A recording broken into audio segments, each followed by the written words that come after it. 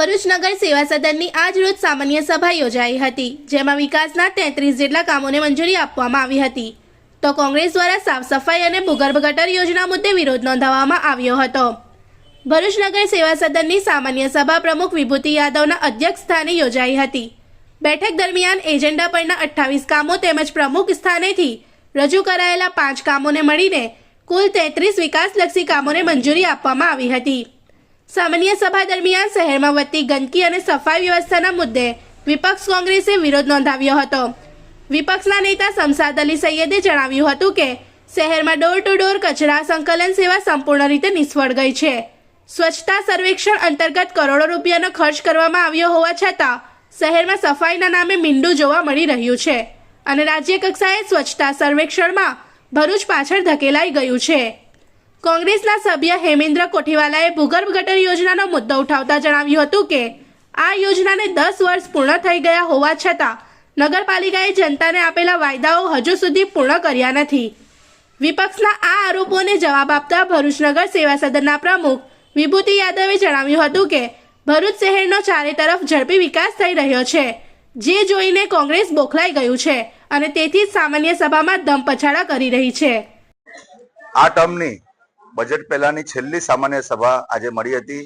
તેમાં ખાસ કરીને ભરૂચ શહેરના અંદર જે રીતે ડોર ટુ ડોરની સર્વિસ છે, એ કહી શકાય કે જે એના વર્ક ઓર્ડર પ્રમાણે 30 દિવસની સર્વિસ હોય છે કચરો લેવાની, એ 27 લાખ રૂપિયા નગરપાલિકા દર મહિને ચૂકવે છે. તે છતાં પણ ડોર ટુ ડોર દરેક વિસ્તારના અંદર બિલકુલ નિષ્ફળ છે. 2-3 દાડાના આશરે વિસ્તારોના અંદર કચરો લેવા જાય છે અને સાથે સાથે જે રીતે સ્પોટના ઉપરથી કચરાની જે કચરા ભરવાની કામગીરી પણ એ ડોર ટુ ડોરની છે, એ કામગીરી પણ ડોર ટુ ડોરના કોન્ટ્રાક્ટર દ્વારા કરવામાં આવતી નથી.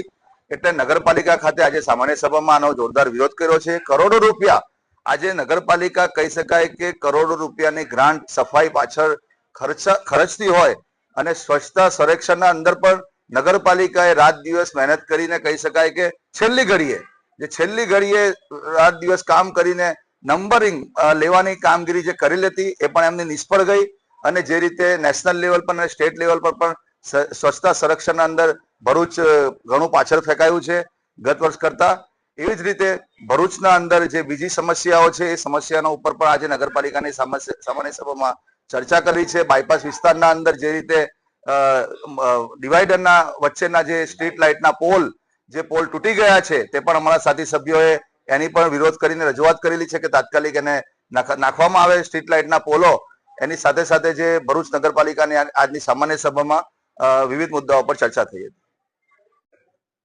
ભરૂચ નગરપાલિકા દ્વારા જે પ્રમાણે ભૂગર્ભ ગટર યોજના આવી હતી, એ યોજનાને આજે સંપૂર્ણ 10 થી 12 વર્ષ થવા આવ્યા છે, છતાં પણ એ કાર્ય અધૂરું છે.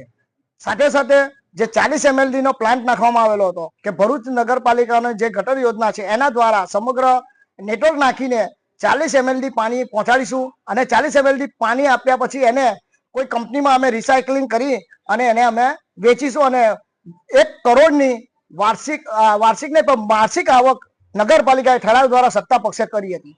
સાથે સાથે આજના મુદ્દે એ પણ એવું કહેવું છે કે જે પણ નેટવર્ક નાખેલું છે અને જે મિની પમ્પિંગ સ્ટેશનો આજે પણ ઉભરાય છે, એટલી માત્રામાં ઉભરાય છે કે મહિનામાં 4 થી 5 વાર ઉભરાય છે અને એનું મેન્ટેનન્સ કરવું હોય તો કોને કહેવું, કેમ કે એજન્સીઓ એટલી બધી બદલાઈ ગઈ છે.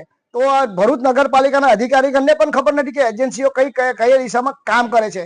જે નેટવર્ક શહેરી વિસ્તારમાં નાખેલું છે, સોસાયટીઓમાં નાખેલું છે, આજે એના પણ જોઈન્ટ્સ હજુ બાકી છે અને ખુલ્લે આમ એ જ ગટર યોજના, એ જ શૌચાલયો આજે પણ બહાર જાય છે અને ખારકુવા પણ બહાર ઉભરાઈ રહેલા છે.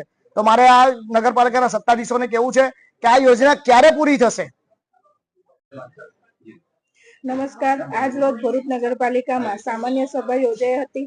એજન્ડામાં 28 મુદ્દા હતા અને 5 મુદ્દા અધ્યક્ષ સ્થાનના હતા. ભરૂચના વિકાસના કામોની અનેક રીતે ચર્ચા થઈ છે અને આવનાર દિવસોમાં ભરૂચને હજુ વિકાસશીલ અને વિકસિત ભરૂચ બનાવીશું એ અમારી જવાબદારી છે. જેમ કે મક્તમપુર આઉટગ્રોથ વિસ્તારમાં 8 કરોડનું ટેન્ડર પણ અમે કરી દીધું છે. સ્ક્રેપની ગ્રાન્ટનું પણ ટેન્ડર થઈ ચૂક્યું છે. એ ટેન્ડરો ખુલે એટલે તરત જ અમે ભરૂચ શહેરમાં કામોનો શરૂઆત કરીશું. જેવી રીતે આજે કોંગ્રેસના સભ્યો ઉછળતા હતા, ભરૂચ જેવી રીતે વિકાસની ગતિ ઝડપી કરી રહી છે તેમાં કોંગ્રેસ બોખલાઈ ગઈ છે, એટલે ગમે તે રીતે ધમપછાડા કરી રહી છે. इस वीडियो को लाइक करें, हमारे चैनल को सब्सक्राइब कर बेल आइकन जरूर प्रेस करें हमारी न्यू वीडियो सबसे पहले देखने के लिए।